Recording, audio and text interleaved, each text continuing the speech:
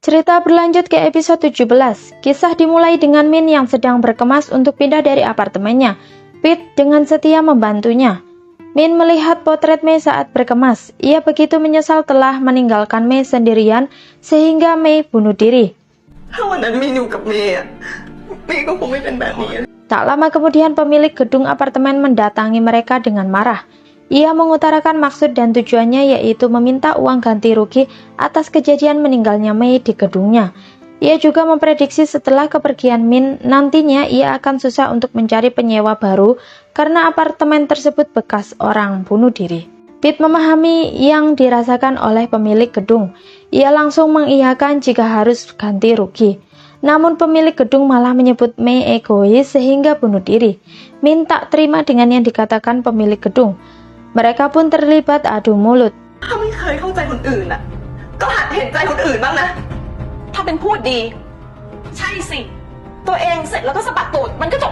Beruntungnya Pete langsung melerai mereka berdua sebelum kondisi semakin rumit.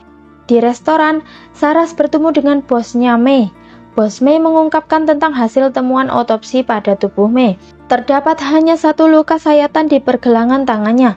Seseorang ketika ingin bunuh diri biasanya akan timbul keraguan dalam diri mereka yang membuat mereka terluka dengan sayatan kecil di pergelangan tangannya. Namun pada kasus Mei, ia menduga bahwa Mei telah bertekad bunuh diri sejak lama.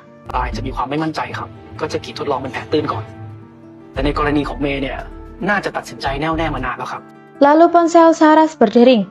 Seseorang memberinya kabar mengenai kondisi neneknya. Ia pun segera menemui neneknya yang ternyata sedang terbaring sakit.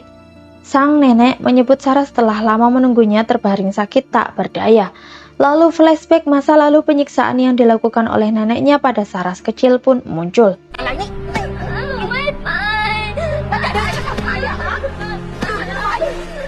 Saras hanya terdiam, tidak menanggapi ucapan neneknya yang berpikiran negatif tentang dirinya. Ia justru fokus merawat sang nenek dengan penuh perhatian.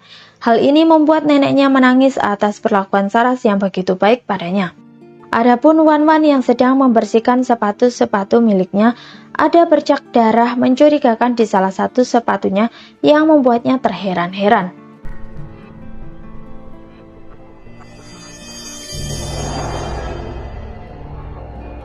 Suara bel pintu mengalihkan perhatiannya. Ternyata tamu tersebut adalah Saras. Saras datang untuk mencoba gaun pengiring pengantin pernikahan Wan-Wan dengan Chanon. Saras menjadi pengiring pengantin seorang diri. Min tidak menjadi pengiring pengantin Wan-Wan sebab Chanon adalah mantan pacarnya. Sedang asyiknya Wan-Wan dan Saras mengobrol, tiba-tiba ibu Wan-Wan yang pemabuk menghampiri mereka berdua. Ibu Wan-Wan menyuruh Wan-Wan untuk menaruh gaun miliknya di ranjang kamarnya. Karena sedang sibuk, Wan-Wan menyuruh ibunya untuk melakukannya sendiri. Saras dengan senang hati menawarkan bantuan menggantikan Wan-Wan dan ia sekaligus akan berganti pakaian. Di kamar ibu Wan-Wan, Saras menemukan sebuah blazer yang ada bercak darah di bagian kancingnya. Kancing itu sama persis dengan kancing yang ada di TKP ketika Mei meninggal. Ia pun kemudian mengingat perkataan bos Mei sebelumnya yang menjelaskan padanya mengenai hasil otopsi Mei. Saras langsung syok. Ia begitu terkejut mengetahui kebenaran ibu Wan-Wan yang ia duga sebagai pembunuh Mei.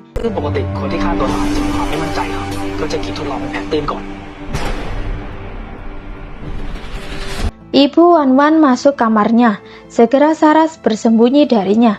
Ia memeriksa dengan seksama keberadaan Saras dengan membawa barang bukti tersebut. Saras segera turun dengan terburu-buru dan ia masih mengenakan gaun.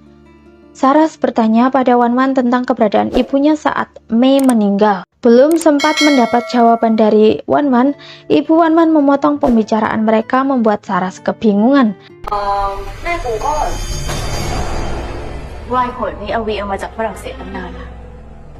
Saras langsung berpamitan pulang. Ibu Wan-Wan menghentikan langkahnya dengan memberikan tas berisi baju Saras yang tertinggal. Ibu Wan-Wan tahu jika rahasianya yang telah membunuh Mei diketahui oleh Saras. Ia pun mengancam Saras agar bungkam. Saras tak bisa berkutik, ia sangat ketakutan hingga tangannya gemetar. Esok harinya, Trump mendatangi apartemen Saras bersama polisi lainnya.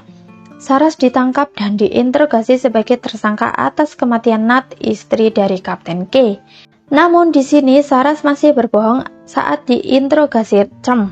Cem masih terus bertanya mungkinkah Mei yang menggantikan Saras bertemu Nat karena Mei terekam CCTV sebelum insiden jatuhnya Nat.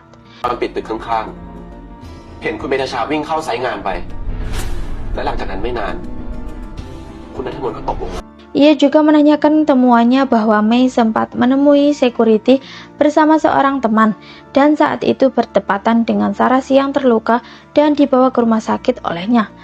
Cem menyimpulkan bahwa Saras mengulur waktu untuk melindungi Mei. Akhirnya Saras menuduhkan semua kejahatannya kepada Mei.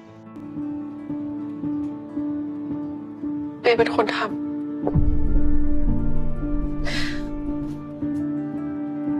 เมย์เป็นคนพาพี่นัทตกบันได Di rumah nenek Canon membawa Wan Wan menemui neneknya sekali lagi. Maksud kedatangan mereka yaitu agar neneknya mau menemui ibu Wan Wan sebelum pernikahan mereka. Nenek kemudian meminta waktu berbicara empat mata dengan Wan Wan. Nenek mengatakan bahwa Canon telah banyak berubah setelah berpacaran dengan Wan Wan. Belum pernah cucunya itu berubah drastis menjadi lebih baik seperti ini. Ia melihat Canon begitu mencintai Wan Wan, maka dari itu ia akan memberkati mereka berdua.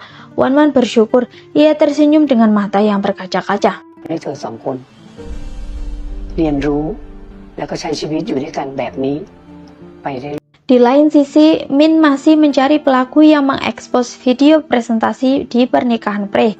Ia masih berusaha membuka harddisk Pre yang terkunci password. Siapa sangka passwordnya adalah My Lavender yang merupakan julukannya selama ini yang diberikan Pre untuknya.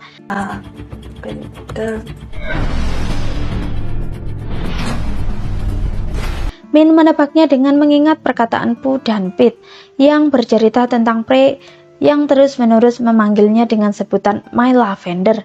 Setelah file tersebut terbuka, Min mengetahui identitas pelaku sebenarnya yang telah menukar video presentasi pada pernikahan Pre sekaligus menfitnah dirinya. Tanpa pikir panjang, Min langsung melabrak pelaku tersebut yang ternyata adalah Wan Wan. ฉันเราโยนความผิดให้กูใช่ไหม ใช่ Wan Wan saat itu sedang bersiap menikah dengan Canon. Saras juga berada di sana ketika Min melabraknya. Lantas bagaimanakah akhir kisah tim bunga? Apa yang menyebabkan Wan Wan melakukan hal demikian? Dan bagaimana nasib Saras selanjutnya? Kita akan tahu pada episode terakhir.